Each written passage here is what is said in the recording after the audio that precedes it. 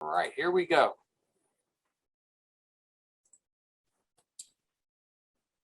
As with last year, this year's forms for church conference will be in a PDF format with fillable blanks. So in order to save the work on your form, first you must download the forms onto a computer that has Adobe Acrobat installed. If you do not already have Adobe Acrobat on your computer, it can be downloaded for free by clicking on a link that is in the general instructions for charge conference forms, which is found in the charge conference tab listed under resources on the home page of the conference website. And we'll refer to that again. So you do need to download the forms first before you fill them out. Otherwise, when you go to submit them, they'll just be blank. And that happened to a couple of folks last year. Now, when you go, if you don't have Adobe Acrobat on your computer, then when you do go to download it, you'll see an option from McAfee, and there's 2 or 3 boxes there. The IT folks say you don't need those. So if you don't want that, please be sure to uncheck those boxes before you finish the download. If you want them, you may have them, but they're not necessary. So again, to find the charge conference forms, go to the Susquehanna Conference website. In the upper right-hand corner, under the red bar, click Resources. And under Resources, you'll get a drop-down menu, and on the left-hand side, about halfway down, will be Charge Conference. When you click on that, then you'll get all the forms that we're going to talk about. You'll get the general instructions. All that you'll need will be there. Now, there's an option where you can download all the forms at once rather than individually by clicking on the red phrase that you'll see there, Download Full Charge Conference Forms Packet. Now, we have an exception there listed because Form 4 is not yet finished. Nate Smith, our IT guy, is working on that. That form will definitely be changed from last year, but we don't know how it's going to be changed just yet. Last year, it needed to be submitted separately online. It may be included in the packet for this year. Whatever way Form 4 is to be submitted, the complete Form 4, which is the lay leadership report, should be submitted following the church conference meeting, because sometimes there are changes that occur at the meeting. Someone who agreed to serve cannot serve. You might get a resignation that you weren't expecting, or you may have nominations from the floor that would change the report that you had filed.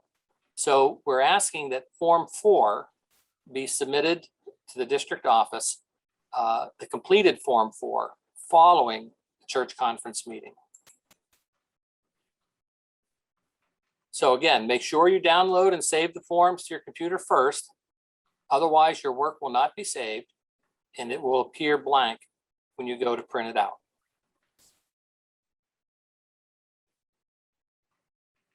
Each year, when we have our annual church or charge conferences, and I know a lot of this is going to be a repeat for many of you, but there will be some who've never done this before or may have had just a limited exposure to filling out the form. So we're going to go over everything for the basics. Hopefully it'll be a helpful review for everyone. And hopefully there'll be at least one thing new that you'll gain from the time that we spend together. So just a reminder that whenever we have a church or a charge conference, that announcements need to be made to the entire congregation at least 10 days prior to the meeting. And we ask that that should include 2 Sundays because of the options that are given to make these announcements. One of them is that it's to be announced from the pulpit. And that means during in-person gathering, but also if you're not worshiping in person, But you do an online worship. If it's included in that, that's considered as coming from the pulpit. So then one of the other options would be through a bulletin or on-screen announcements. If you use that, you can email folks. Other kind of social media might be possible. Local church publications like newsletters. I don't know anybody who does it anymore by mail, but that may be an option that you would choose. The idea is that everybody who's part of the church would get the announcement of the meeting, and as long as 10 days prior to the meeting. Now, we've asked this for a couple of years, and that is that forms be sent to the district office 2 weeks prior to your church conference meeting. I look over each of these forms when they come in, looking for omissions, looking for errors, sometimes particularly on the forms where there are mathematical calculations. There are errors, and just making sure that everything seems to be in order before we get to the meeting. So it is important that you get these forms in at least 2 weeks prior to your meeting. And here we're saying forms 1 to 3 and 5 to 8, because we're asking for the completed form 4 after the church conference.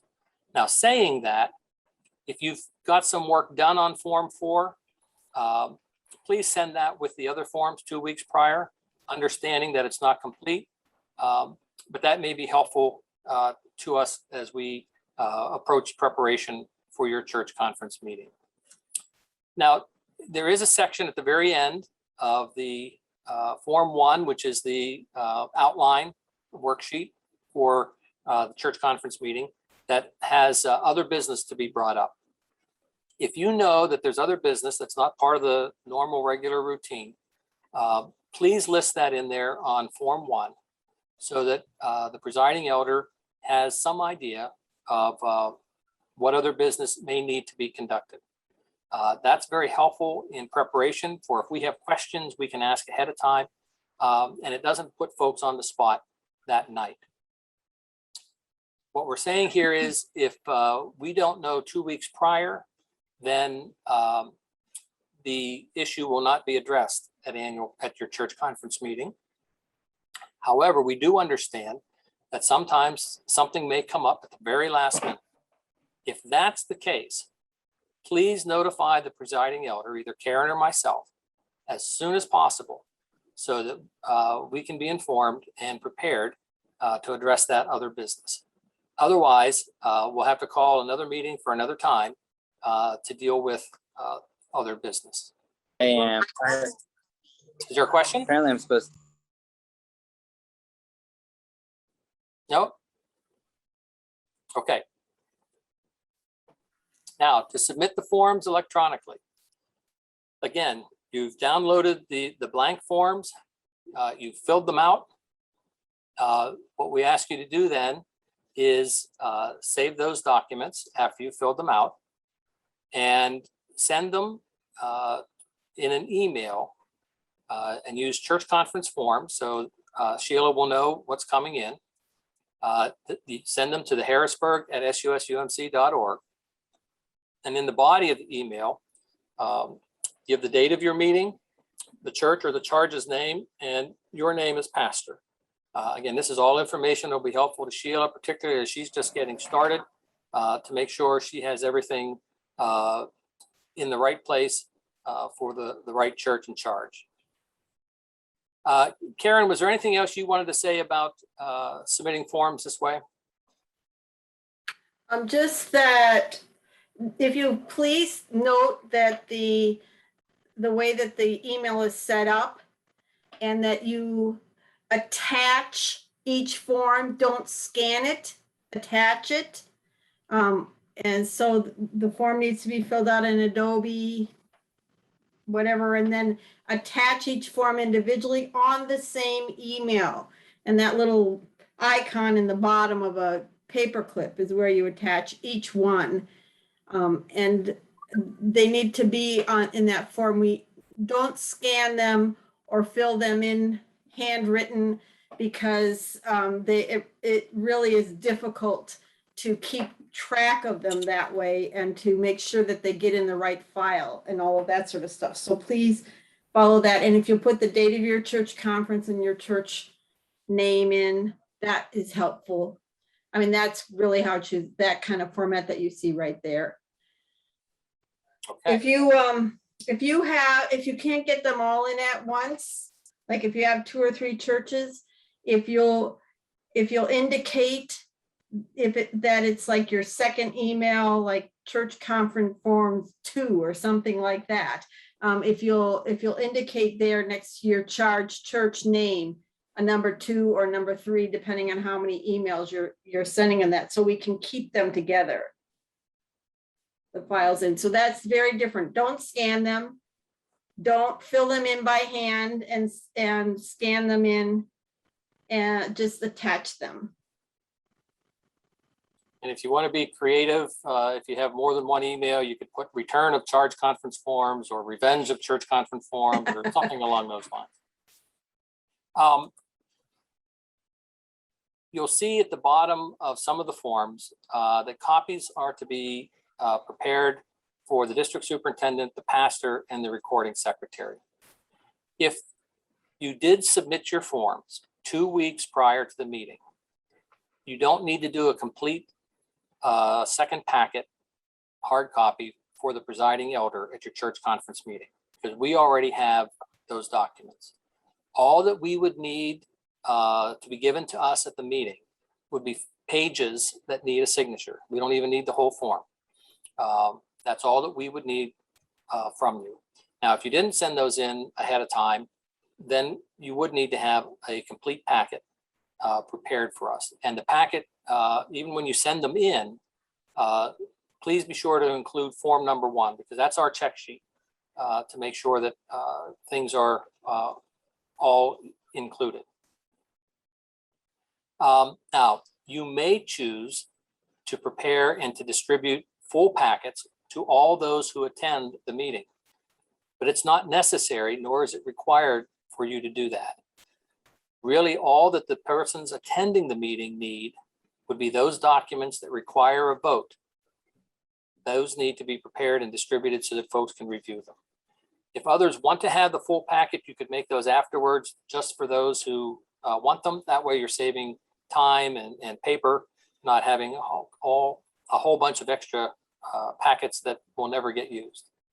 So just be sure you have a complete packet for the recording secretary and the pastor, and put the documents in the order that you find them here on form number 1, which is the charge conference preparation sheet. All right, for those who've never done a PDF form, there will be blanks that you can fill out. That's the only thing that you can fill in on the form on the computer. And when you're done with the blank, you hit the tab key, that moves you to the next one. And then using that Adobe Acrobat Reader, that's how you fill it in and save it. To print a hard copy, you just print the form then from that. And that's what you would use for your packets and for your church files.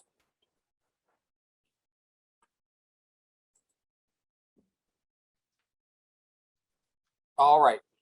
Before we go any further, are there any other questions about filling out the forms and using Adobe Acrobat Reader?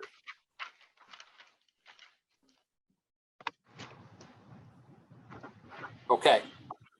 So we're still working on Form 1 here, which is the charge conference preparation sheet. On all of the forms, there's a place in the upper right-hand corner where you're to put the charge name, the church name. Sometimes the pastor's name will be there in the district. Please check the church directory section of the 2020 conference journal. That's pages 30 to 90. For the correct name of the charge and the correct name of the church. On pages 30 to 90 in the journal, the first name that you see will be bold, and that will be the name of the church. The second name that you see will be in parentheses and will be in italics. That's the charge name. So please use the charge name and the church name, the full church name that you find in the journal. So in this example, everyone may call the church that you serve Faith United Methodist Church, Newtown. However, due to necessary computer sorting features, the charge name may actually be Corinth, Newtown.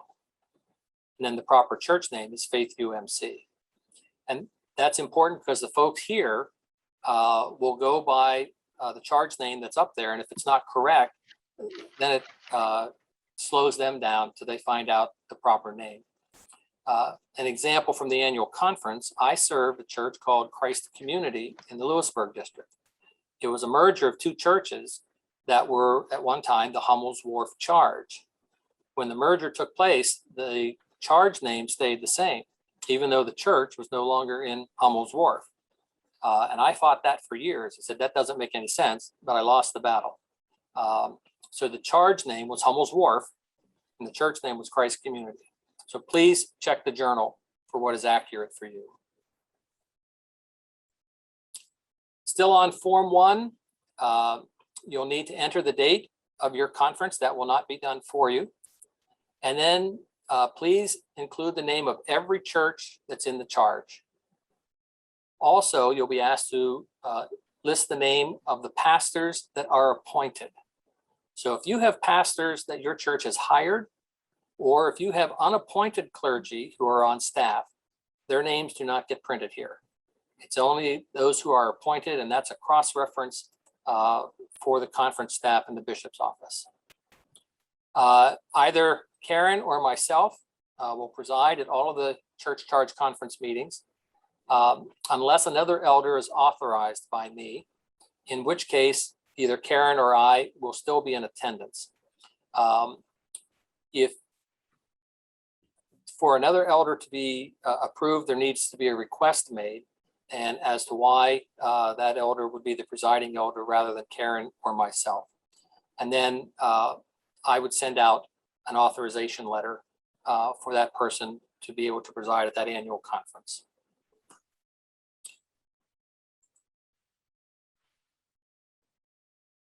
As noted earlier, the complete hard copy set of forms only needs to be given if the forms were not submitted 2 weeks prior. Otherwise, just the pages needing signatures. If you do have a complete packet to give to the presiding elder, put them in a separate folder. Don't just give loose papers. And please do not staple or bind the materials that you give to the presiding elder, because the administrative assistant here will have to take the staples out anyway.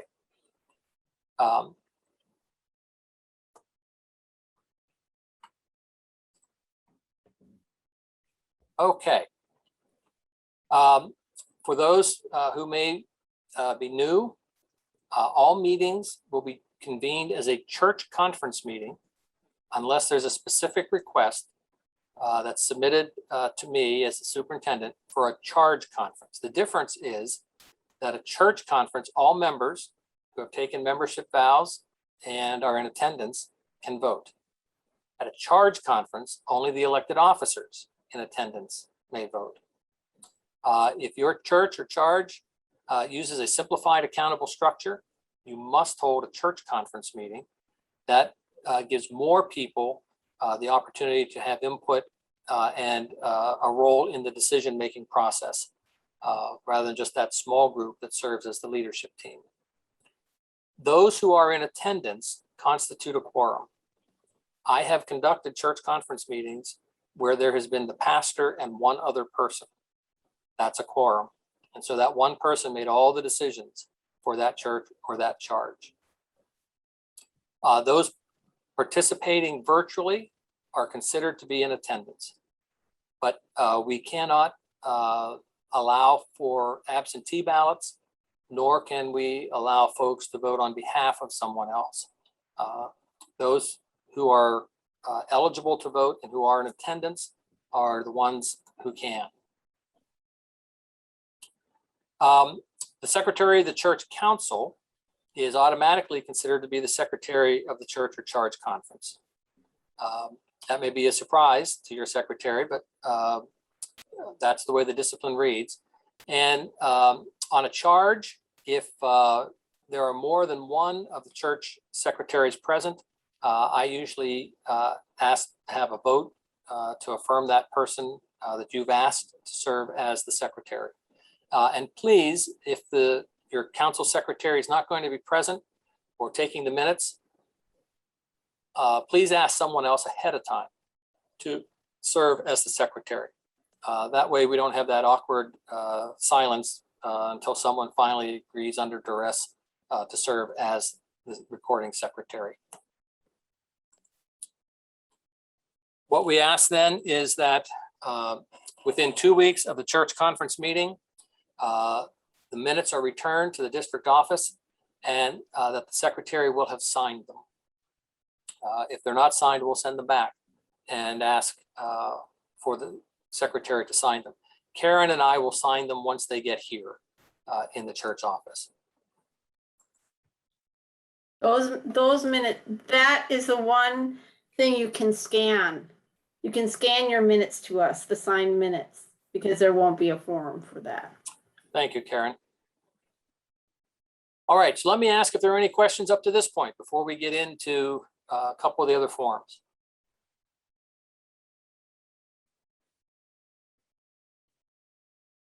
All right. Often there is some confusion about what's being asked for in the audit that is required every year. First of all, you'll see on the screen, we neglected to notice that the form for the local church audit is not Form 11, it's actually Form 12. That was from 2 years ago.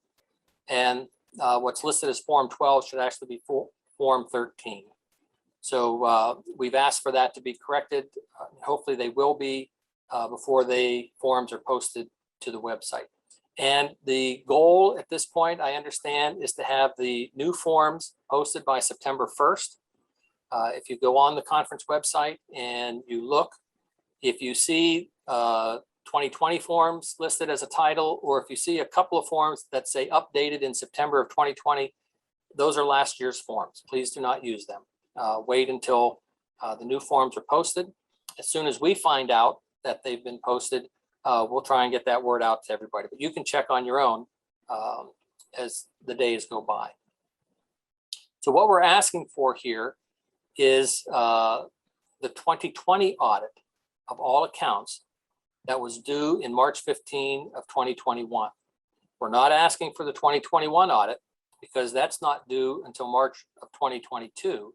And that this year's audit has to include the entire year. So it wouldn't be ready by your church conference. When you do your audit in January or February, please have the council review it and approve it.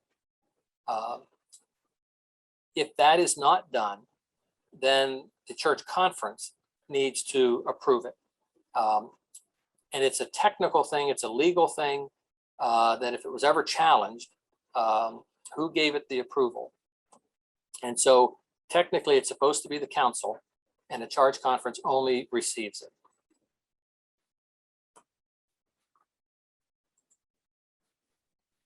Now this is the correct number, Form 12. This is the local church audit. And this is to be submitted by each local church. And this form is different from the next one, Form 13, which is the charge financial audit. This is only, Form 13 is only to be submitted if there is a shared treasury by more than one church on the charge. So sometimes charges will have a combined treasury to pay the pastor's compensation or to pay for the parsonage, something along those lines. That treasury would be audited and reported on Form 13. Every other treasury in the local church would be reported on Form 12. Now, this is the purpose of doing the audit. I know some folks dig their heels in and kind of resist having an audit done. Particularly that seems to happen with maybe Sunday school classes or small groups or some specific ministries that have their own accounts. The purpose of the audit is to verify the reliability of the financial reporting, to determine whether the assets are being safeguarded, and to determine compliance with local law, church policies and procedures, as well as the Book of Discipline. So note that this is to be much more than a simple reconciling of bank accounts. So that being said, who can be on the auditing team? Well, it needs to be at least 2 people, can be more, but they need to be unrelated, and they need to be unrelated to the pastor, the treasurer, the finance chair, the business manager if you have one, those who count the offerings, and the church secretary. It's especially important that the treasurer and those who count the offerings are not included in this, because they're handling the money, and the procedures for how they handle the money need to be reviewed, as well as the work that they do. That's all part of the audit. Now, for some of our smaller congregations, you might say, well, you just took out everybody who's able to do it. We just don't have that many people. So you can use folks from another church on the charge. You don't have to have folks from your own church do the audit. It can be someone else. It could be a church, another church, doesn't even have to be on your charge. Particularly our larger churches, or where they may be more complex situations, we encourage folks to use outside professionals, if not every year, maybe every couple of years, to do a thorough audit of the books and your procedures. And when you're doing your audit, if you do have trouble reconciling accounts, or you find some inconsistency that needs to be addressed, you also may want to get a professional to review the books. We hear horror stories every once in a while of a treasurer or someone who absconded with funds or misappropriated funds, that kind of thing. That's part of what the audit is to reveal. It's not that we distrust people, but we're just trying to safeguard the assets of the church. And the audit is one of the ways that we can do that. Now, the church and the charge audits, again, are to be approved by the church council, or if you have a charge council, before being sent to the district office, and they're due March 15th of 2022. Please notify the district office if you need to request an extension of the March 15 deadline. We'd like to have all of them in by then, but there are times when that just may not be possible. I served a church where the lead auditor was an accountant and was involved in tax preparation. And so she could not give the time that was needed to do an appropriate audit until after April 15th.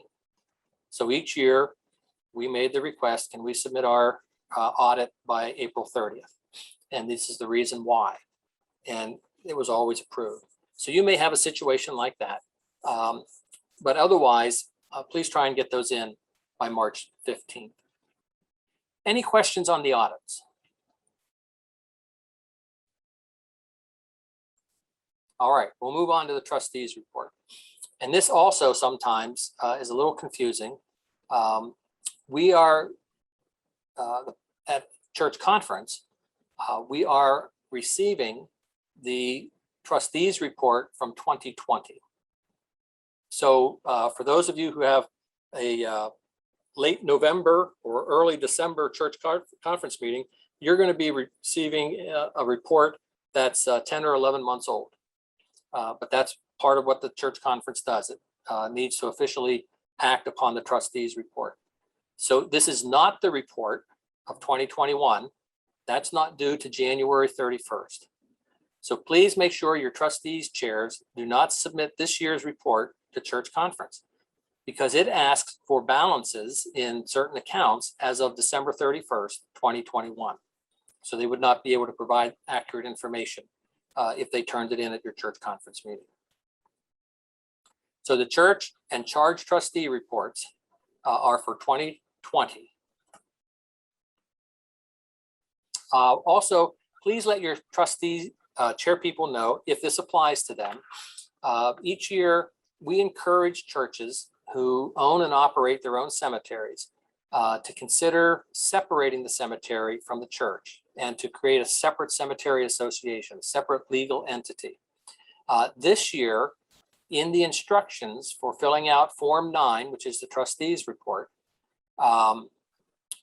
there will be 2 links that are there that give information on how trustees can go about forming a separate cemetery association. So if that's something that your church or trustees has been wrestling with, those links will be available for you in the instructions for the trustees form. What you're seeing in front of you is still part of Form 1, the worksheet to prepare for the church conference. This is a question asking if the shares of ministry have been paid in full in 2020, because 2021 is not over yet. So we can't know if they're going to be paid in full yet or not. Now, we understand 2019 and 2020, 2020 and this year are difficult years for churches. So there will be churches who will not have been able to pay 100% of their shares of ministry, who have done so perhaps for many, many years. Even so, the 2012 annual conference approved the requirement that if a church was not able to pay shares of ministry the previous year, to submit a plan that indicates the steps that are being taken to once again pay 100% of the shares. So that plan needs to be prepared for the church conference and also submitted to the district office. Now, here's an example. Excuse me, Sandra, can you please mute your mic?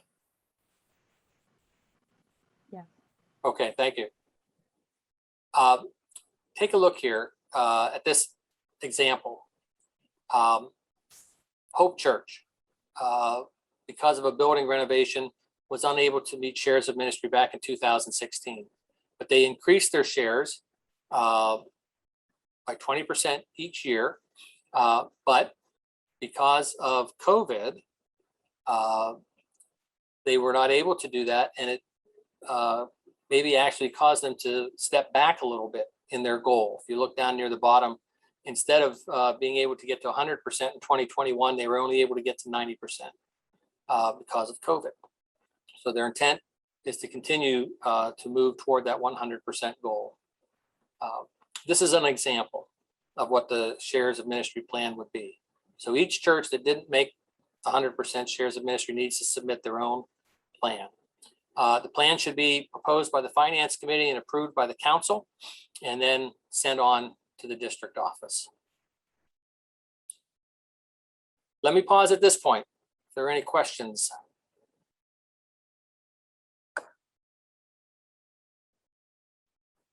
All right, we're going to go on to Form 2 now, which is the pastor's report on membership. Each church on the charge is to submit their own report. And you'll see that there are going to be 2 different time periods. If you look at the boxes, that's looking at the last 5 years, and that's an annual report. So what was the year-end membership at the end of 2020? What was the average worship attendance live and online, if you were using online worship, at the end of 2020? What was the cumulative average worship attendance for the year? Right above those boxes, under the name Tally Our Fellows, the question is asking, what is the total professing membership? And that would be as of the date that you submit the form 2 weeks prior to your annual conference. So if you have a church conference meeting in early October, that date for you might be September 30th. That's what the professing membership is as of that date. If you have a church conference meeting near the end of November, that date for you might be November 15th. But it's trying to get an idea of what is your membership as of the date that you submitted this report. And you can find the 5-year membership figures from previous statistical reports, from previous charge conference reports, and you could also check in previous journals. Now,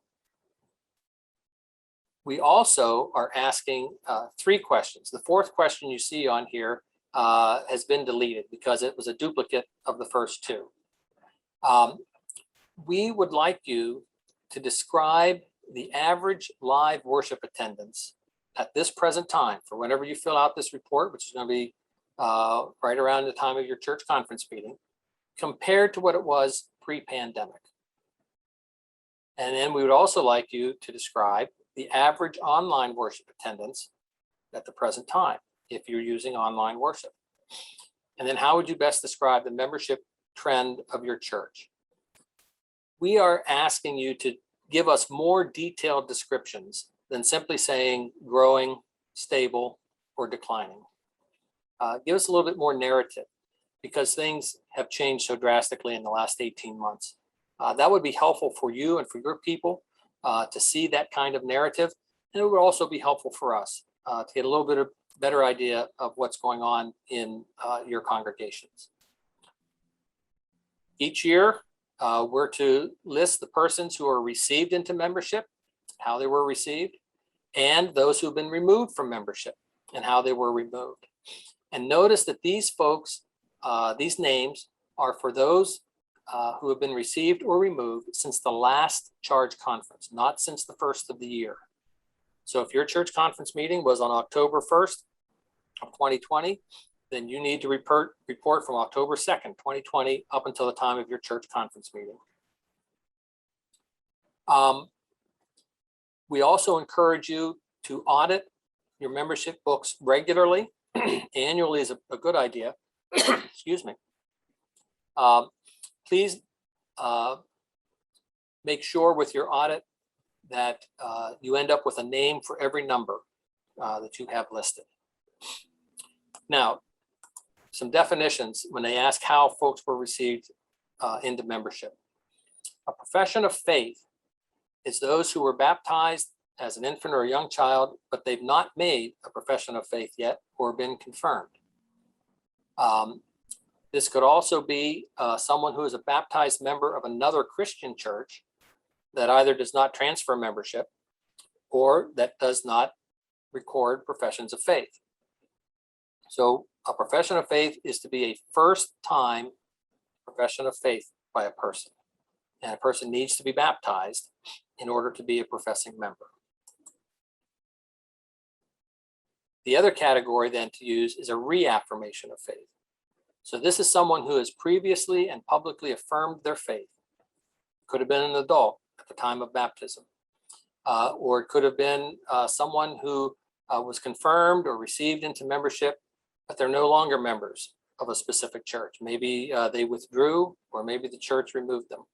If they've come to your fellowship now and would like to take the vows of membership, these persons should be listed as a reaffirmation of faith because they've already previously and publicly affirmed their faith. And these folks can come from any Christian church or any Christian denomination, not just previously United Methodist. Now, we also, on Form 2, have a section where we can address folks who are being considered to be removed from the rolls. There is, it's a 2-year process. So folks can be placed on either year 1, which would be the first time that they've been placed on this list, or year 2, if they've been on it for a year, and then those folks would need to be acted upon. And when we do that in year 2, we have to vote on them individually. We can't vote on them as a group because this is a serious thing that we're doing. And we give folks the opportunity to ask questions or to share extra information as to why perhaps these folks should not be removed. And if we do it in a group, that option may get lost. So we do it individually. Barry, I think too that you will be asked at each one of these, has there been an attempt to contact this person? Because if there hasn't been an attempt, then we can't vote on them. Correct. So that's the next screen. For someone to be put on the first year, their names are first presented to the church council. And then the church council has the responsibility to make every effort to make a visit or some kind of personal contact, phone contact, actually would be preferable to a social media contact, but you could do social media. The reason for that is with social media, you can't hear the tone of voice that's used.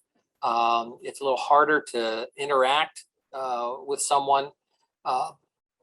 And so some kind of personal contact is to be made by the council, not just the pastor. The pastor can help, but it's really the council's responsibility. Now, if you're unable to do that,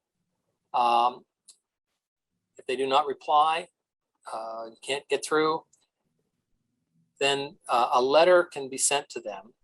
And it should be an inviting letter, one that's positive and encouraging. And this is what you could include in that letter. The preferred outcome of the contact would be option 1, for them to reaffirm their vows and to return into the life of your faith community. A second option, if in the visit or in the contact, you've learned that they're attending another United Methodist church, you can talk about inviting them back into yours, or you may express appreciation for their involvement in such and such a church if they've kind of indicated that's where they're going to stay, and then ask if they want to consider transferring. This is also an appropriate option to present to those living out of the area, to encourage them to become part and active in a local church close to them. Option 3, if in the visit or the contact it's learned that they're attending another non-United Methodist church, you can affirm the unity of all believers and encourage them to keep nurturing their faith. Again, you can invite them to come back to your fellowship, but if not, offer to transfer their memberships to such and such a church where they have been attending. And option 4 is that they could request withdrawal. Possible wording might be, while we pray that you would be an active part of the community once again, there is the option to choose to withdraw from the membership rolls. And some folks will take that option. For those who are living out of town, or if there's an unknown address, again, make every effort, serious efforts, to find the address and or contact information. If they can't be located, put them on year 1, and in year 2, continue the effort to try to contact them, but they can be put on even if you don't know where they're at this point. So that's to get on year 1. On year 2, they have to have been presented in a previous year. Doesn't have to be the immediate previous year. Sometimes folks have been placed on year 1, and at the church conference meeting, someone asked a question about it, and so we simply delayed or deferred acting on that for another year. So they would be on year 1 actually for a second time until that question or situation was resolved.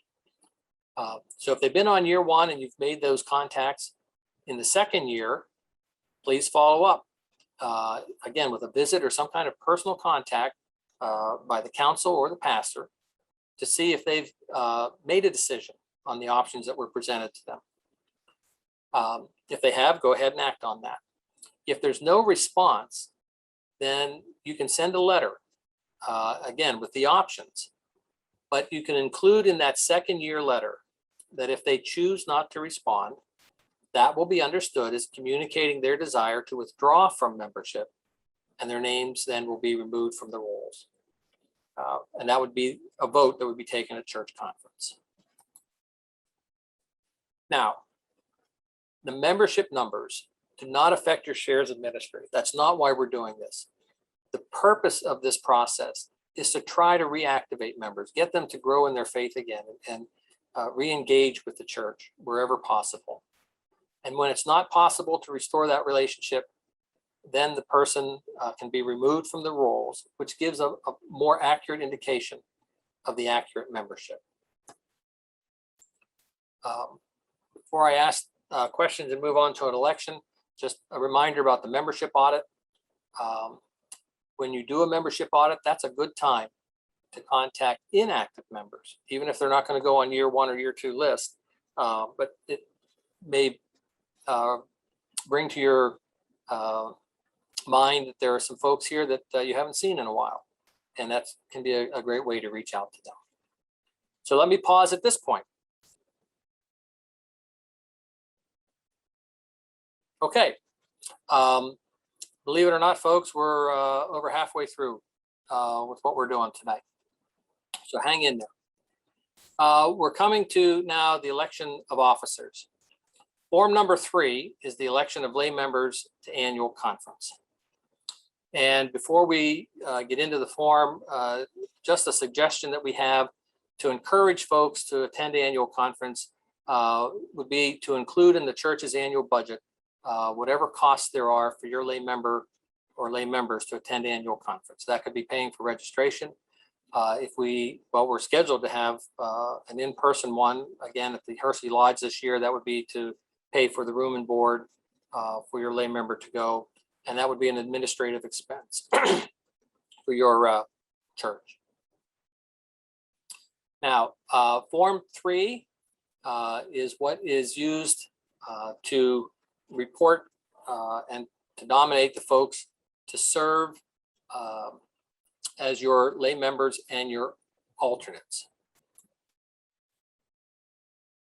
On Form 3, you will be asked to provide this information, and please fill in all information completely so that all lay members will be appropriately and accurately contacted.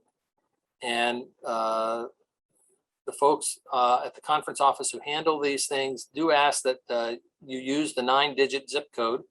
And if you don't know that for folks, you can look that up using the United States Post Office zip code website and get that information.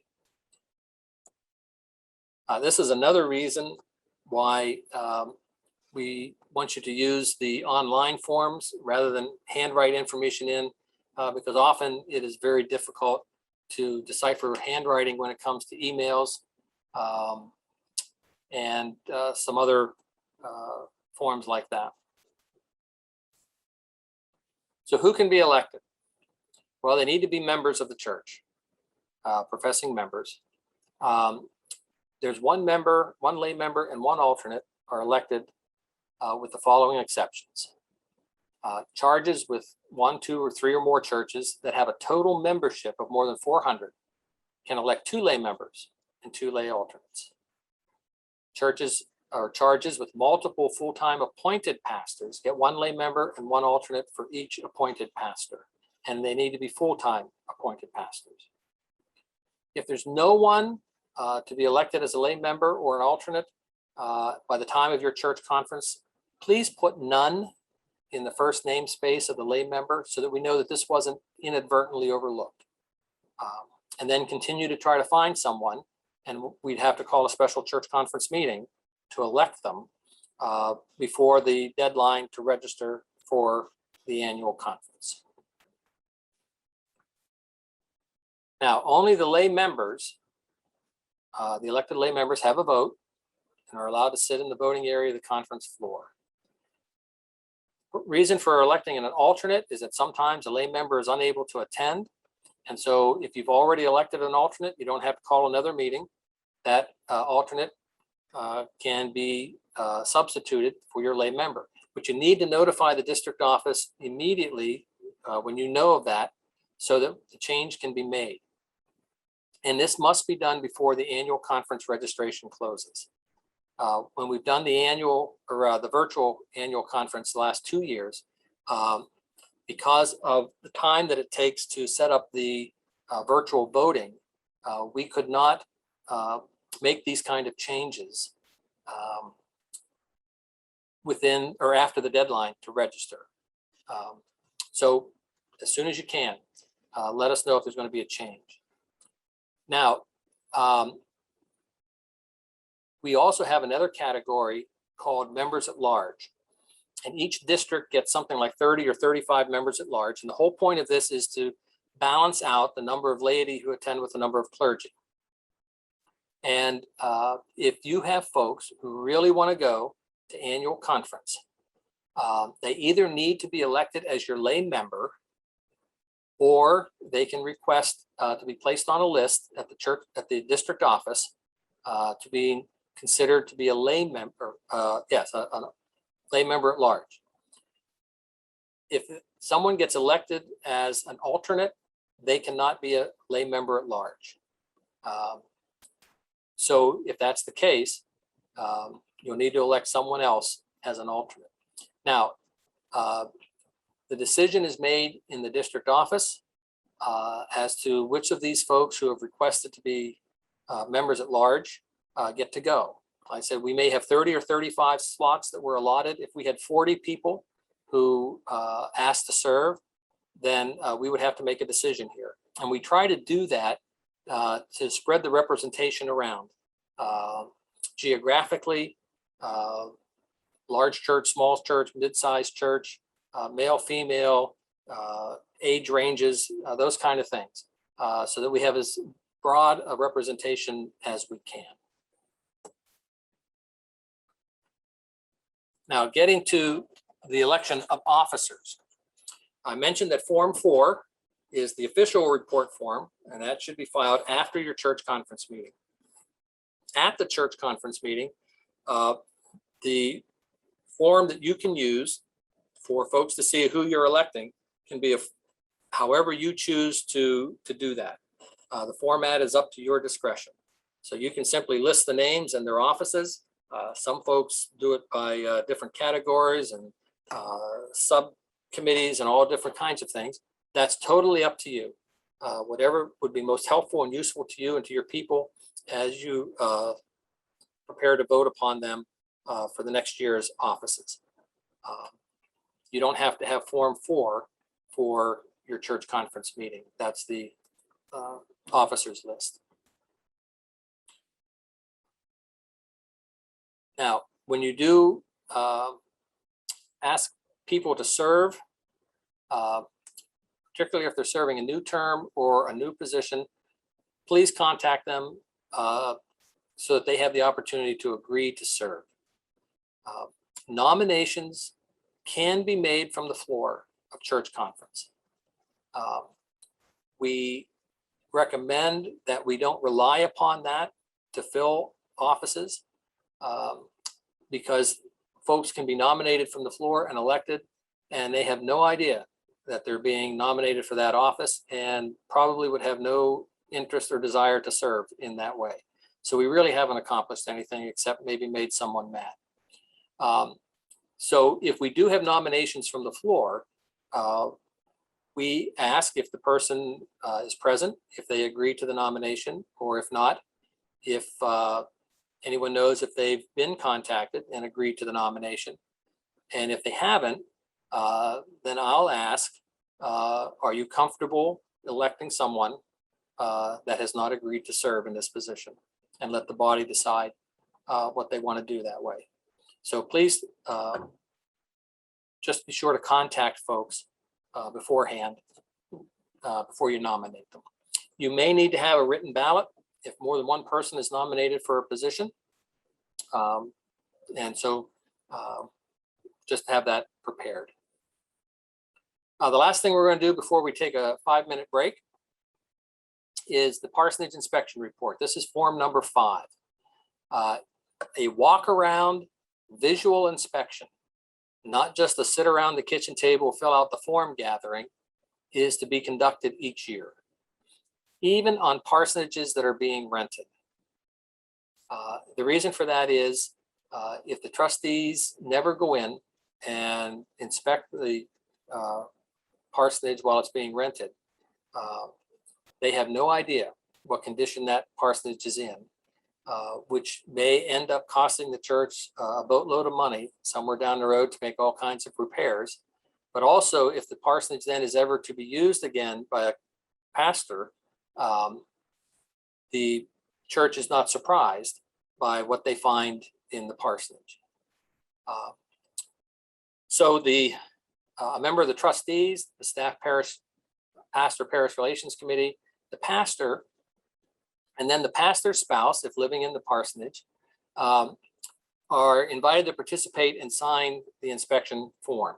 Please note the pastor's spouse is not required to do that, but is strongly encouraged to be a part of that inspection.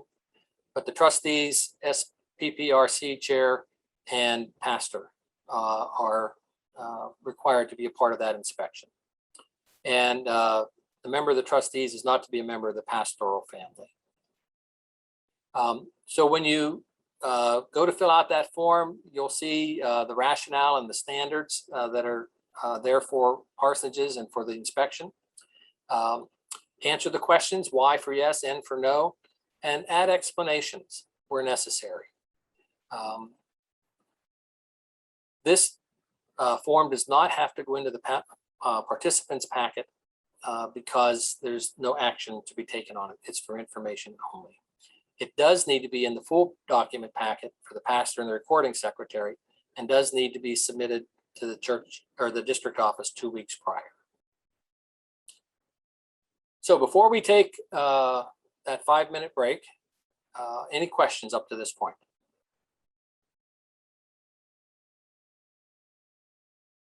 All right, when we come back, Reverend Jason Mackey, our benefits officer, is going to lead us through pastoral compensation and filling out a form. You're welcome. All right, Jason, welcome. I think we're at the 5-minute mark here.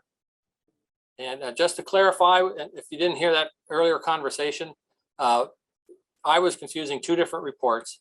The end of the year statistical reports report baptisms, and then those who made a profession of faith. And the professing membership, as the name says, they have to be able to make a profession of faith.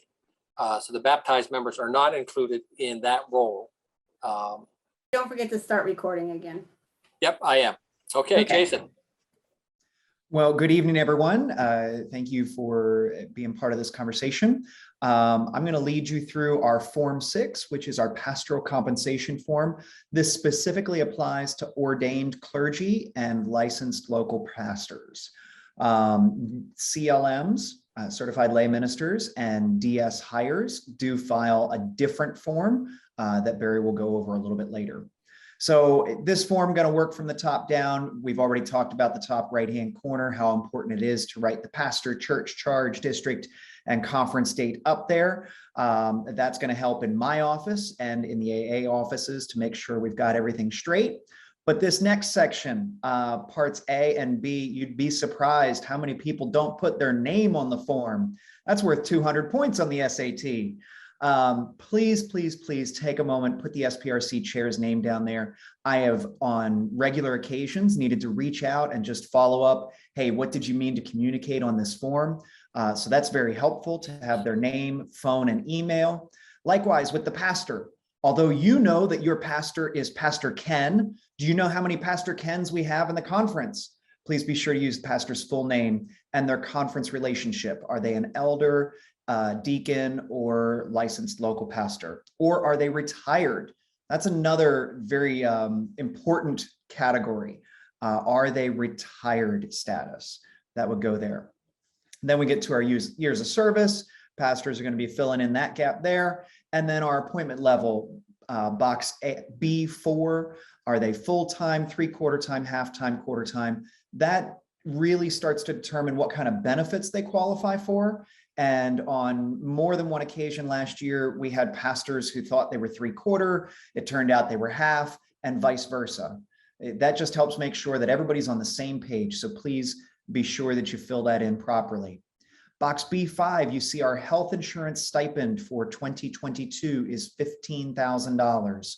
So for those pastors, those charges that have a full-time pastor, the church's contribution will be $15,000. That's about a 2% increase over last year. That number's been fixed for a couple of years, but this year the board did decide to increase that. B6 is kind of a point of reference, the minimum base salary that you can find from Equitable Comp, and it's also in the journal as far as what was voted on for 2022. We did recommend a 2% pay raise. The next section, section C, we actually start talking about the compensation for the pastor. The negotiated base salary, if you can write this year's salary number in the first column there and next year's salary in the next column there. Last year, many pastors across the conference did not receive a pay raise, and so these numbers were the same. This year, I expect that we'll probably see more pay raises. this year since it was stagnant last year. So fill that in, the base salary in C1, and then Social Security offset. Pastors are complicated and sometimes annoying. We are considered self-employed, even though we're paid like a regular employee. So you cannot withhold or remit FICA or Medicare taxes on a pastor. Those are Social Security taxes. Instead, the pastor is responsible for paying those. And as the employer, as the church, we've decided to give them a cash offset of 7.65%. We're going to pay the employer's portion to the pastor. If your pastor does not participate in Social Security offset, they should not take this money. That should be a zero. Otherwise, as long as the pastor participates in Social Security, they get the 7.65. That's added to the grand total, and it's totaled up down there in C3. Moving down the form, housing does become a part of this. If your pastor is in a parsonage, we need to assign a value to that parsonage, and that is 25% of the total salary you just calculated. If they're not in a parsonage, but they're receiving a cash stipend, a housing allowance, that would go in box D2. So you really should only have one of these boxes filled in. We're going to carry these numbers, the value for compensation and the value for housing, to the back of the form, boxes E1 and E2 respectively. And that's going to give us our total contribution base. You're going to total those up in box E3. And this is where we start to talk about the pastor's retirement numbers. It's a regulated plan filed with the IRS and the appropriate bodies. And we give the pastor 3%, up to 3% based on their contribution base. That's a value for the parsonage and their base salary. So that's going to be 3% there in box E4. And then, is your pastor full-time, part-time? Remember that earlier box that we talked about? This is where it's going to come in with their pension portion, their defined benefit.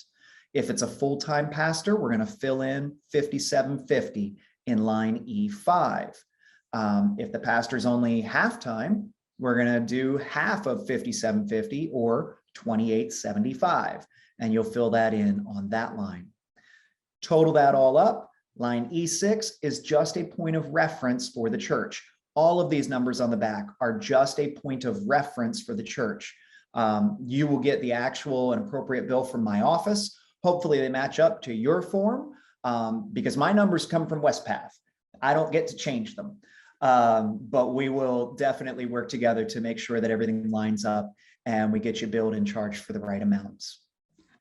Continuing down the back of the form here, you will see additional pastoral reimbursements.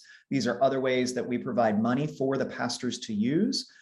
Many pastors, most in fact, have some kind of account reimbursable plan. This would be used if the pastor needs to buy a meal perhaps for a congregant, or they need to buy some resources for the church. This is just money that they're accountable for. They have to provide a receipt for this money, but it can be anything that's needed for ministry. Oftentimes I see this number is set at about $3,000 or something like that. That would go there in F1. This is not income to the pastor. These are the church's resources. Then there's travel. We strongly encourage that you use the basic IRS rate, option number 3, and have the pastor voucher their miles every month. Barry, I think earlier you were saying the rate for 2021 is 56.5 or 57 cents a mile. 56 for 2021, and the proposal is 57.5 for 22. Beautiful. You can always find that by checking with Dr. Google. Just search IRS mileage rate. It has changed mid-year in the past, so it doesn't hurt to touch base on that. Continuing education, all of our full-time pastors by discipline get $750 towards their continuing ed per year. Part-time get $500. And that money carries over if it's not spent. So do we have to carry over an amount there in the bottom half of C3? I'm sorry, F3. This next line here, other compensation paid by charge. This is a weird but very important box. If you pay your pastor any other kind of compensation that's not otherwise covered on this form, it needs to be listed here. I've had some churches where they give their pastor an additional stipend towards their health insurance. Maybe the pastor's part-time, and so they give them an extra $5,000 to help pay for health insurance. That number should be included in the base salary because it's considered compensation, but it's important to break it out here. That way I can touch base, make sure the math's all been done properly, and we're taxing it appropriately. There are times that pastors might get cell phone paid for, whether it's as part of the parsonage arrangement or just part of the compensation package. This would be a great place to put it. This box number 4, sometimes taxable, sometimes not. It all depends on the unique circumstances of the benefit you're providing. Then the bottom of this section, F5, how much vacation is the pastor getting? We strongly encourage that our pastors are getting 4 weeks of vacation and 2 weeks of spiritual renewal leave per year. This allows them to do continuing education, but also to care for themselves because it's exhausting. So you want to clearly mark that on the back of the form. Some churches, in lieu of a pay raise, might give their pastor another week off. So I don't know where you are, but that's negotiated between SPRC and the pastor. And if need be, the DS may be included in that conversation. As we continue down the back of the form, section G, this is some very important tax information that needs to be included here. Your church has the option of providing a rental value on the parsonage. This would be used by the pastor when he or she files their taxes so that they know how much to count for the parsonage. So you can find out with a local tax professional or real estate agent, what would the value of your parsonage be, the rental value, and you can fill that in there, and then the pastor knows what to claim on their taxes. And likewise, if the pastor knows, hey, this year I'm going to spend $50 a week in lawn care for 3 months, you know, they can file off, they can write off expenses for the parsonage. This comes under G2, Parsonage Exclusion. These are expenses, investments in the parsonage that they will not recoup. So it could be money that they spent on paint to paint rooms in the parsonage. It could be snow removal, lawn care, no longer counts as an exclusion. So the pastor can set that amount for the year. They can decide how much they want, and then that becomes a tax deduction for them when they go to file their taxes. Both of these numbers must be set by charge conference, if at all, and they have to be set before the money is actually paid to the pastor. So those are important tax details. At the bottom here, you see that we're asking for signatures from SPRC, and then we're asking it to be sent over to the finance chair, finance committee, because we want the teams working together. Certainly by discipline, this comes as a recommendation from SPRC, so it does not need a vote, but finance needs to know how they're going to pay for it. So the two teams should work closely together when it comes before church conference. That's what I have on this form. Are there questions?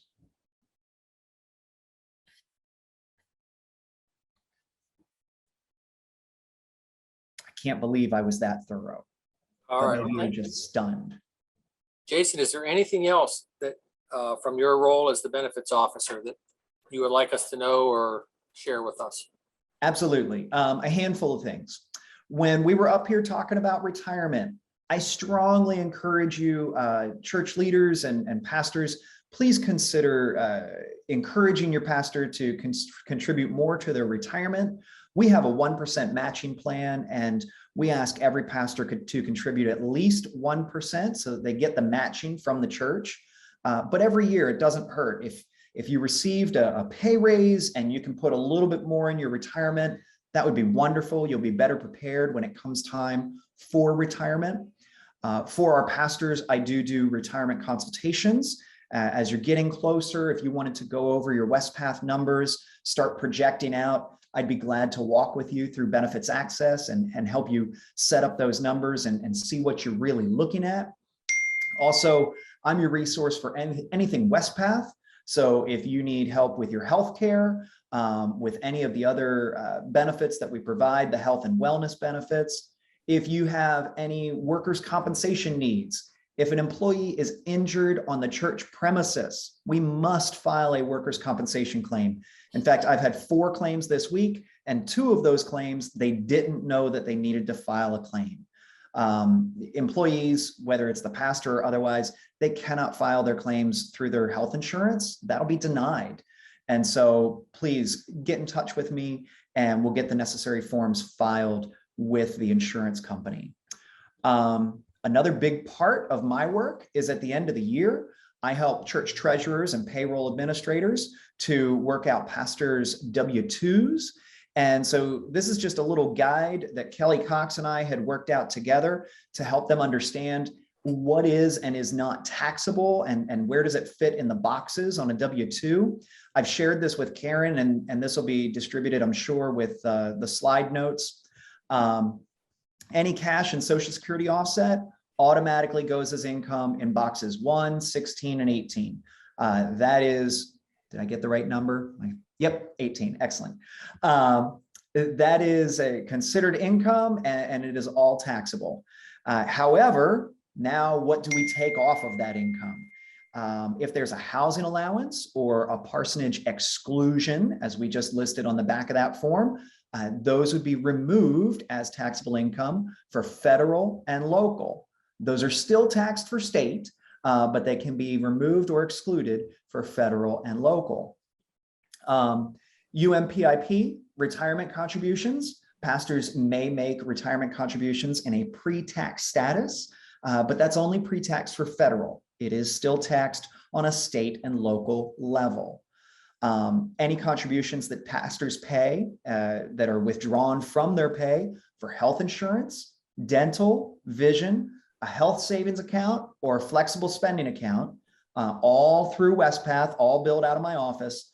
Those are all pre-taxed across the board, federal, state, and local. So those can reduce the pastor's income.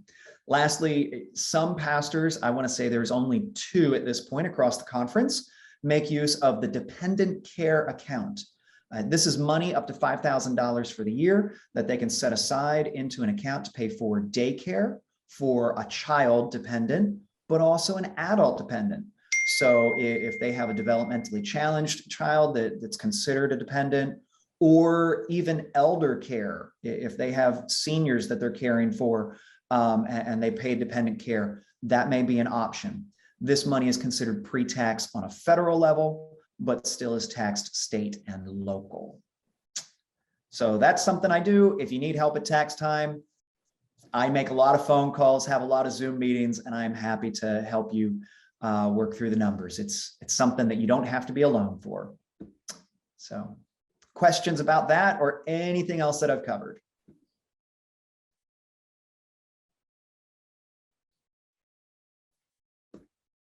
Maybe my internet froze. Okay. Just quickly, Jason covered the vast majority of things on these forms. He referenced a separate form for certified lay ministers or DS hires, which often are lay folk who are assigned to lead a congregation. Please use Form 6B for the compensation worksheet. And there are separate instructions for both forms. Let's see, we covered that. Covered that one. One thing I would lift up here, you may have noticed in this years of service box, the numbers here, 7, 4, and 2 are also fillable boxes. So please check with your pastor about how many years they served full-time, how many years they may have served at 3/4 time, and then make the calculation. So in this particular example, the pastor has served for 13 years total, but in terms of years of service, it ends up being 12 because some of it was less than full-time. And then the appointment down here, the 1 refers to full-time. This is the chart that has the minimum salaries approved for 2022. This was approved at annual conference. So you will find that on the conference webpage under annual conference in the journal that will come out. I don't know if we'll have it in time for church conference or not, or as this is being recorded, you will find it here as well. And these are the minimum salaries that are to be offered for folks with the number of years of service you see on the left. But again, we encourage churches to be more generous with their pastor than just the minimum, and particularly to include merit raises. You'll notice that the minimum salaries do reflect a 2% increase from this current year.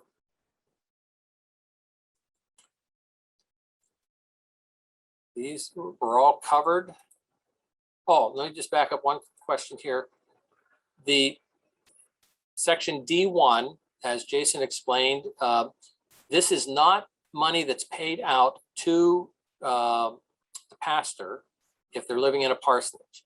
This is a calculation for pension purposes.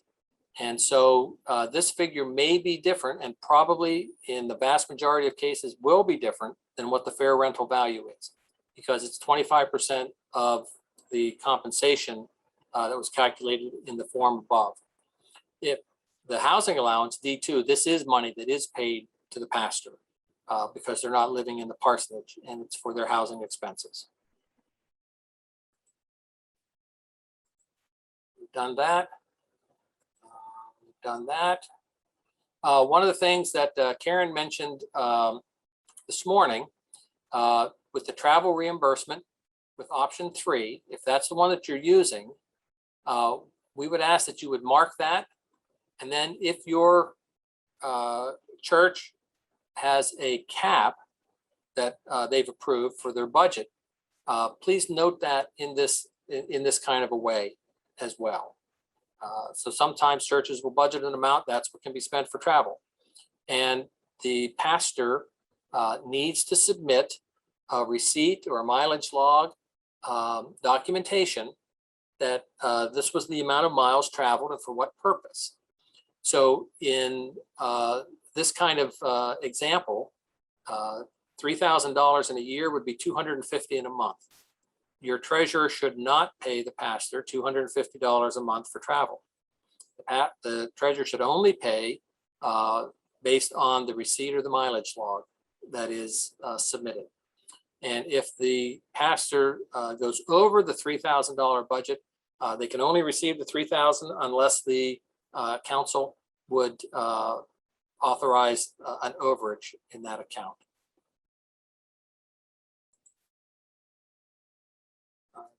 We mentioned the continuing education and the vacation.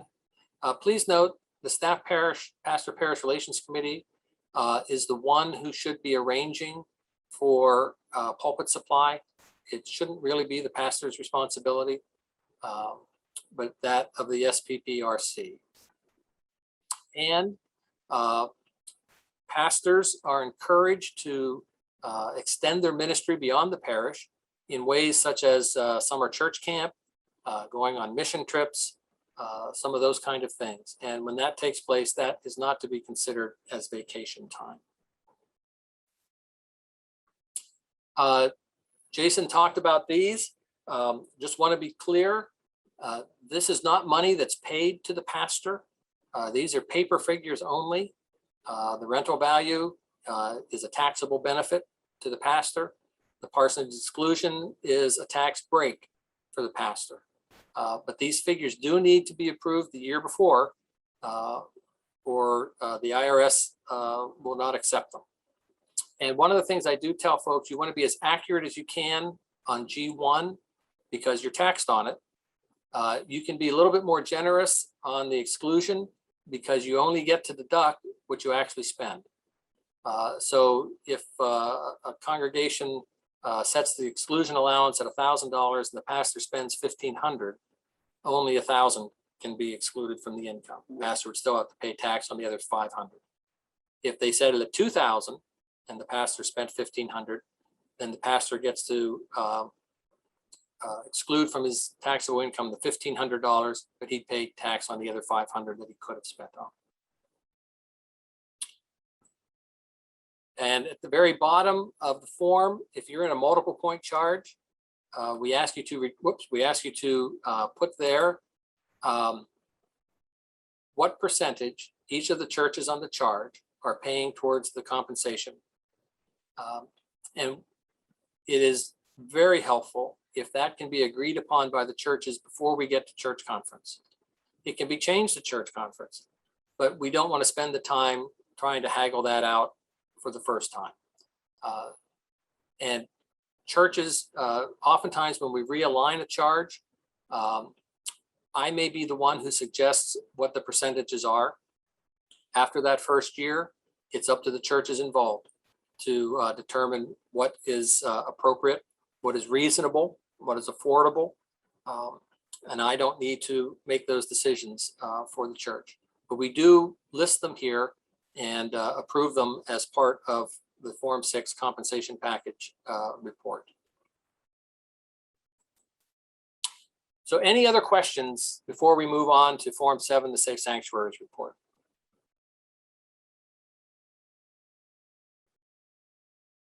Okay. All churches must have a Safe Sanctuaries policy, even if you don't have any children. And the reason for that is Safe Sanctuaries protects not just children, but vulnerable adults. And if a family would show up that have children, you then are prepared by having a policy already in place. And hopefully your folks would then know how to follow that policy to care for the children who visited your congregation. Each year, we ask congregations, leadership teams to review the church or the Safe Sanctuaries policy to make sure that all items are included, and if there may be updates that need to take place. Sometimes laws change or requirements change. Sometimes your situation changes, that your policy needs to be updated. If the policy needs to be updated, that needs to be approved by your council, but then at the church conference. And then a complete copy of the new Safe Sanctuaries policy needs to be submitted to the district office. If you've already submitted a policy and you've not made any changes to it, we don't need the whole policy again. It's only when you've made a change to your policy that the entire new policy needs to be submitted. Many of our churches are blessed to have lay servants, lay speakers, and even certified lay ministers as part of their congregation. So one of the joys of church conference each year is to hear from these servants and to affirm them in their ministry. Please note that the lay servants, the lay speakers, and the certified lay ministers must submit a report form, which is number 8, to the church conference meeting. If they don't submit that form, we cannot act upon them to recertify them or to affirm them in these roles. And as pastor, it's important for you to be in touch with your lay servants, your lay speakers, the COMs who are part of your congregation, to make sure they have met the requirements to be recertified. Please don't just accept a Form 4 from them or Form 8 from them and sign it blindly, because what you're doing is authorizing them to be recertified, and we need to rely upon you as well as them to make sure that they have met the requirements to be certified again. If you have questions, or if you're a lay servant or lay speaker or CLM have questions, they should direct those to Kim Shockley. She works out of the conference's Growing Spiritual Transformational Leaders Office, and she should be able to answer most of those questions. In addition, Sheila Noss, our new administrative assistant, is the chair of our district lay servant ministries team, and she may be able to answer some of those questions too. So please give a little more attention to these Form 8s and to the work and ministry of your lay servants and your lay speakers. One of the joys we also have at church conference is to approve new folks to be candidates for ministry. We also can affirm those who are in the process of becoming clergy. And so that's the role of the Staff Parish Relations Committee, to help identify and begin the interview process for those folks. So the Staff Parish Relations Committee then would present to the church conference meeting those new folks who are seeking to be certified to enter the process, and to renew those who are currently in the process.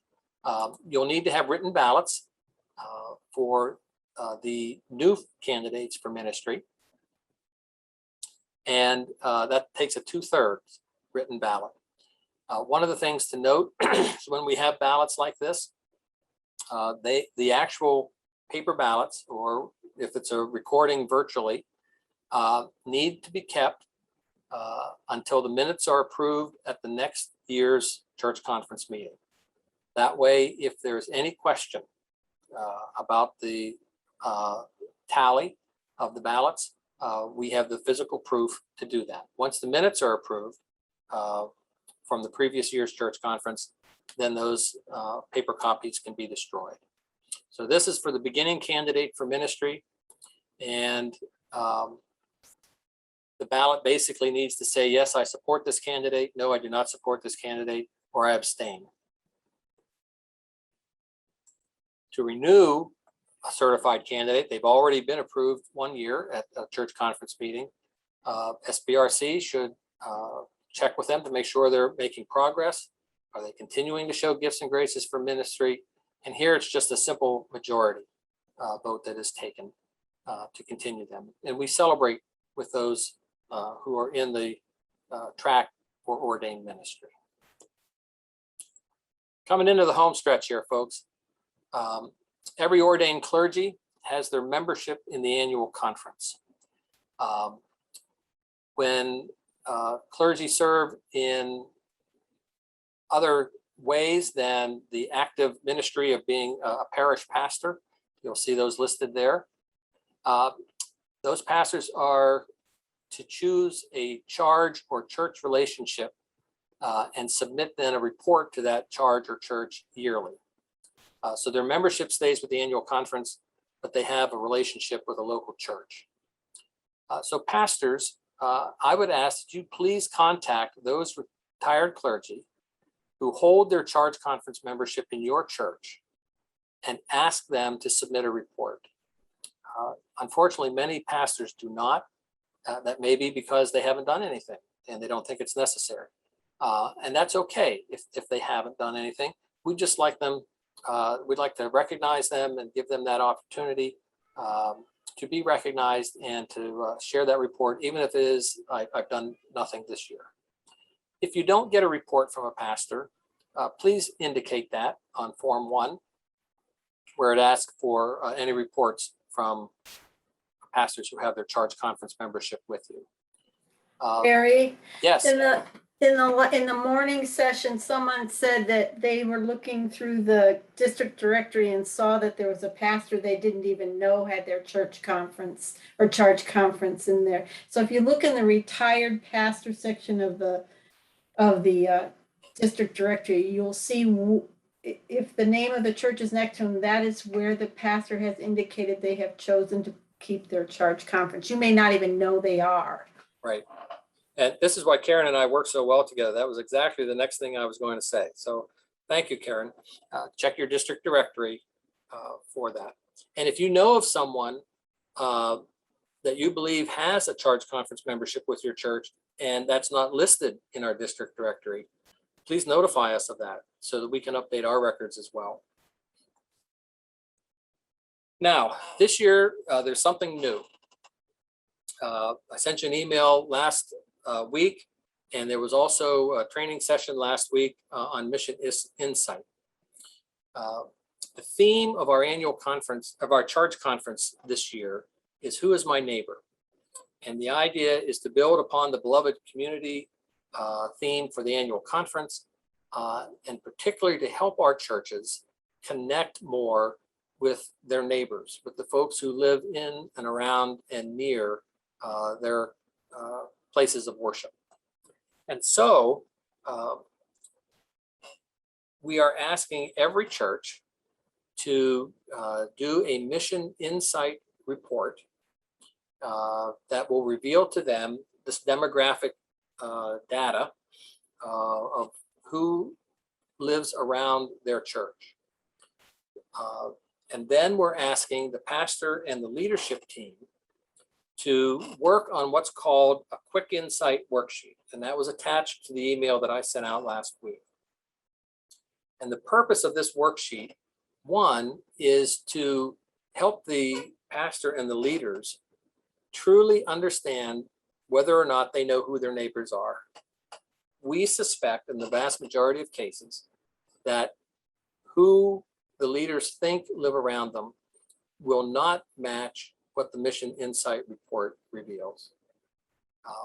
And so it gives the folks an opportunity to reflect and learn and share with each other who they think lives around the church, who the neighborhood is, and then compare what their thoughts are with the actual demographics. From that, we're asking that the pastors and the leadership team try to identify several Mosaic groups. And this is in the instructions in that worksheet. A Mosaic group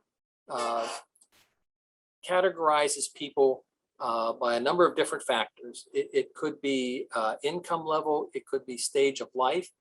Are they younger, older, retired, working?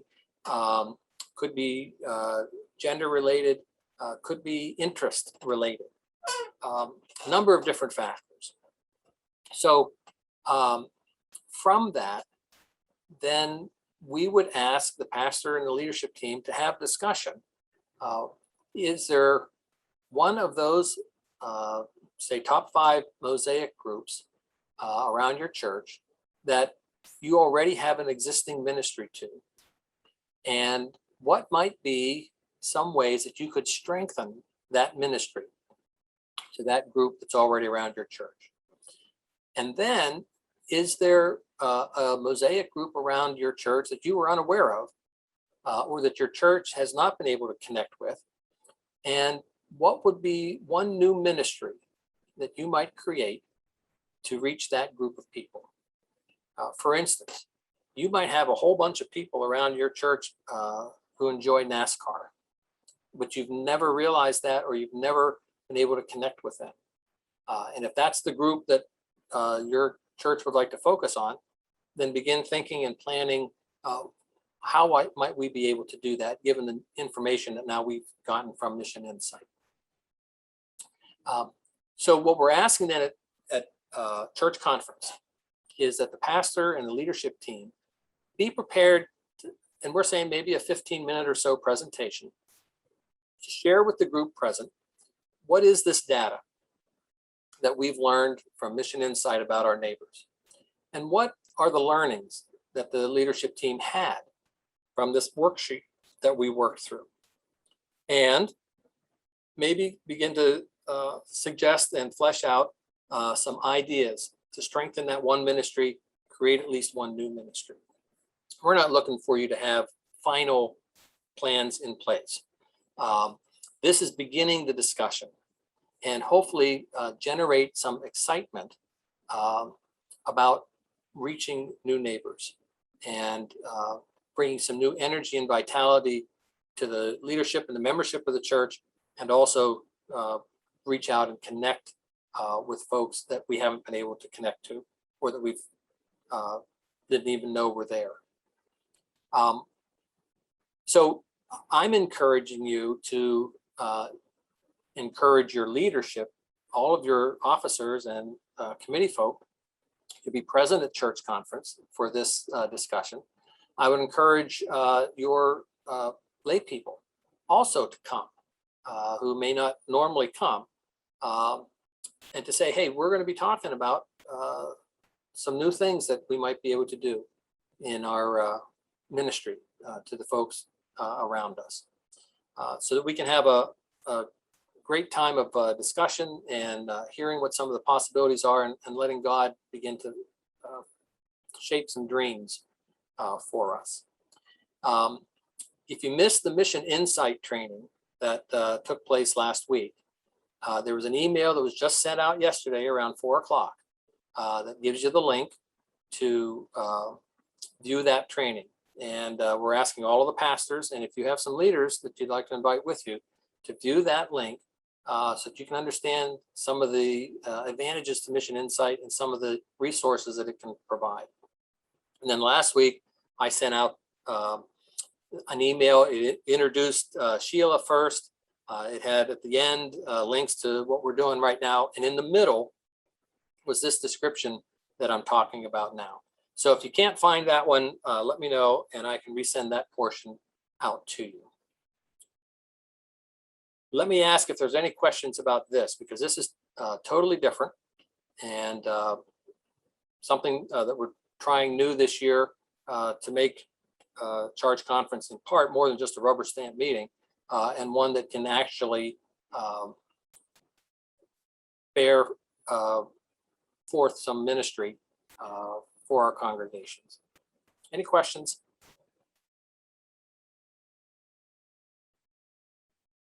Okay. As we begin our church conference meetings, Karen and I will be prepared to lead a worship time or bring a message that will focus on the theme of who is my neighbor. Those of you who scheduled your church conference meeting for Sunday morning, we will be in touch with you about how best we can include this message, whether it's the sermon for the worship service or whether it will be something afterwards as part of the service. But please know that we're going to have that little bit of worship time, or at least a message to help set the theme for our church conference meeting. All right, as we wrap up here, there's another form that we became aware of just a couple of years ago. And this is not a conference form, this is a state form. It's the Annual Statement Nonprofit Corporation Form 15-5110. If your church is incorporated, this form has to be on file by law with the state. And then if there is a change in the corporate officers, the form has to be filed again by April 30th. That was corrected from this morning. We thought it was January 31st, but it's April 30th. If there are no changes in the corporate officers, then you don't have to update the form. If you've never filed this form before, file it this year by April 30th, 2022, with the officers that get elected at your church conference meeting. Now, corporate officers, if you're using the traditional structure, those would be your trustees. If you're using a simplified accountable structure, it would be your leadership team. So anyone who would be elected to one of those bodies would be considered your corporate officers. And if you filed the form before and there's no changes, you're good. But if you do elect a new trustee or someone new to the leadership team, then you would need to file this form again. There are instructions about it in the website, the conference website too. There are several. Barry? Yes. A question. Does each church have to fill out one of these? Yes. Okay, thank you. Each incorporated church. Yes. There are a list of forms that get filled out later. Form 4 may be one of those. Again, we don't know how that's going to be just yet. But otherwise, all those other forms are kind of standard from year to year. And the last thing that we want to go over are the clearances and the trainings. All pastors are required to have safe sanctuaries and boundaries training every 5 years. Now, one of them, I think it's boundaries, says that it has to be done once every quadrennium. Well, we have decided here in the annual conference that our policy will be consistent with the other clearances, make it every 5 years. And the reason for that is a quadrennium is every 4 years. So theoretically, someone could take the boundaries training at the very beginning of one quadrennium and then at the very end of the next quadrennium. So it could be 7 to 8 years between times when they've taken that training. And that was felt that was just too long. So to make it simple, safe sanctuaries and boundaries, the state police criminal background check, the child abuse clearance, and the fingerprints all are to be done every 5 years. So please, pastors, check your clearances and your forms and make sure that they are up to date. And there is a place on the Safe Sanctuaries form, number 7, for that to be reported.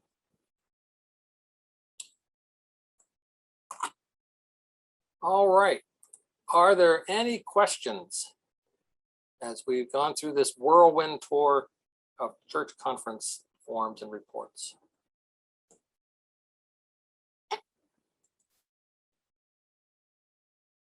All right. Well, I thank you for your attention tonight, for the questions that you've asked. If you do have any other questions that come up, please don't hesitate to contact one of us and we'll try and get you those answers. And we will make this available, the recording, as soon as we figure out how to do that. I've never done it before, so it'll be a learning experience for me. All right. Many thanks to Karen for putting this together and for being there as support. Thanks again to Jason Mackey